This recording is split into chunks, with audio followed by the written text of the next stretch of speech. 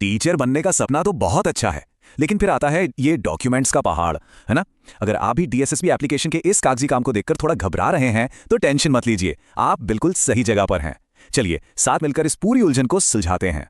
अगर दिल में थोड़ी सी भी घबराहट है तो चिंता की कोई बात नहीं, आप अकेले नहीं हैं। आज हम सब मिलकर डीएसएसबी एप्लीकेशन के जो सबसे मुश्किल और कंफ्यूजिंग हिस्से हैं ना, उन्हें एकदम आसान बनाने वाले हैं। ठीक है, तो ये रहा हमारा पूरा गेम प्लान। सबसे पहले हम बोनाफाइड और एनसीटीई सर्टिफिकेट्स के राज को समझेंगे, फिर आपके ई डोजियर के लिए एक पक्की चेकलिस्ट बनाएंगे, उन छोटी मोटी गलतियों को ठीक करना सीखेंगे, और हाँ, आखिर में आपके सबसे जरूरी सवालों के फटाफट जवाब भी देंगे। तो तैयार हैं? तो चलिए कहानी के दो सबसे जरूरी किरदारों से शुरू करते हैं, बोनाफाइड और एनसीटीई सर्टिफिकेट।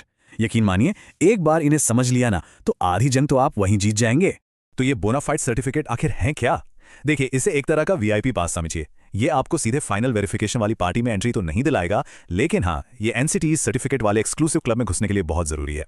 इसे पाना ज्यादा मुश्किल नहीं है।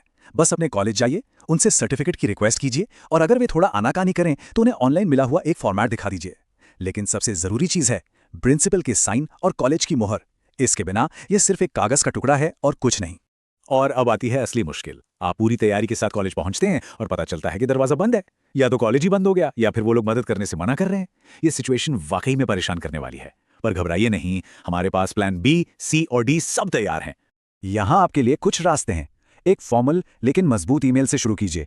अगर उससे काम नहीं बनता तो आपका प्रोविजनल या डिग्री सर्टिफिकेट भी चल सकता है। और अगर कुछ भी काम ना आए तो हेल्पलाइन आपकी आखिरी उम्मीद है। उन्हें कॉल करके सीधे सीधे पूछिए, अब इसका क्या सोल्यूशन है। अब बात करते हैं इस प्रोसेस के असली हीरो की, एनसीटीई सर्टिफिकेट। ये आपकी एप्लीकेशन का गोल्डन टिकट है। यही वो डॉक्यूमेंट है जो साबित करता है कि आपकी डिग्री असली है और एक मान्यता प्राप्त संस्थान से है। इसके बिना आपकी गाड़ी आगे नहीं बढ़ पाएगी। प्रोसेस तो सीधा साधा है, पर यहां एक बात गांठ बांध लीजिए, इस सफर में आप ड्राइवर हैं, पैसेंजर नहीं। ईमेल का इंतजार मत कीजिए, हर 2 दिन में वेबसाइट खुद चेक कीजिए। आपको एक्टिव रहना होगा, तभी सर्टिफिकेट आपके हाथ में होगा। बहुत बढ़िया, हमने 2 बड़े पड़ाव तो पार कर लिए हैं। अब टाइम है अपनी पूरी सेना को, मतलब आपके सारे डॉक्यूमेंट्स को ई डोशियर की आखिरी जंग के लिए तैयार करने का।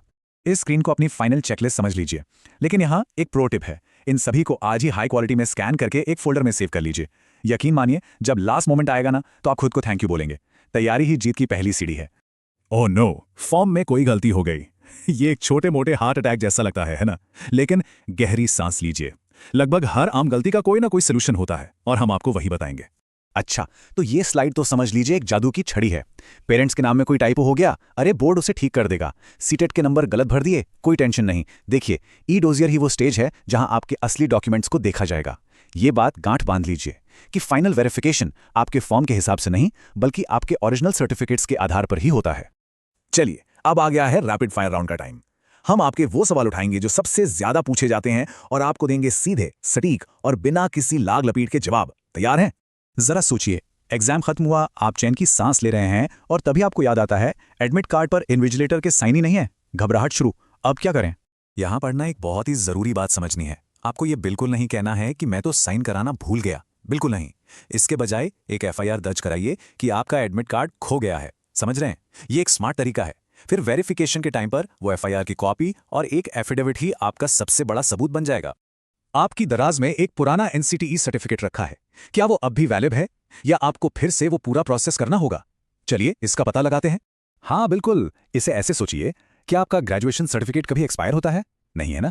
ठीक उसी तरह एनसीटीई सर्टिफिकेट उस समय आपके कॉलेज की मान्यता को सर्टिफाई करता है, और वो मान्यता तो हमेशा के लिए वैध है। अब हमारे स्पेशल एजुकेशन के शानदार टीचर्स के लिए एक बहुत जरूरी सवाल, क्या उनके लिए नियम कुछ अलग हैं? जी हाँ, और ये एक अच्छी खबर है। अगर आपकी क्वालिफिकेशन आरसीआई से मान्यता प्राप्त है तो आप एक बहुत बड़ी झंझट से बच गए हैं। आपको एनसीटीई सर्टिफिकेट की कोई जरूरत नहीं है। तो लीजिए, आपकी चिंता की एक वजह तो कम हुई। नाम में गलती, ये एक आम से दर्द है, तो क्या करें? एक जल्दी वाला सॉल्यूशन यानी एफिडेविट बनवा लें, या फिर परमानेंट सॉल्यूशन यानी करेक्शन के लिए टाइम और मेहनत लगाएं। ये एक बहुत जरूरी फैसला है। देखिए, यहां कोई कंफ्यूजन नहीं होना चाहिए। हमेशा डॉक्यूमेंट को ठीक करवाने की कोशिश करें। एफिडेविट एक टेम्परेरी पैच जैसा है, लेकिन एक सही डॉक्यूमेंट एक मजबूत नींव की तरह है। भविष्य के सिरदर्द से आज ही खुद को बचाइए। तो जैसा कि ये स्लाइड कह रही है, असली मकसद इस सारी कंफ्यूजन को कॉन्फिडेंस में बदलना है। ये सारी कागजाई कार्रवाई डरावनी लग सकती है, लेकिन सही जानकारी के साथ आप इसे आसानी से पार कर सकते हैं। तो अब जानकारी आपके पास है और रास्ता भी बिल्कुल साफ है। सवाल यह है कि आपका पहला कदम क्या होगा। क्या आप आज ही बोनाफाइड के लिए कॉलेज को ईमेल करेंगे या फिर अपने सारे डॉक्यूमेंट्स को स्कैन करके रखेंगे? इंतजार मत कीजिए, अपनी यात्रा आज अब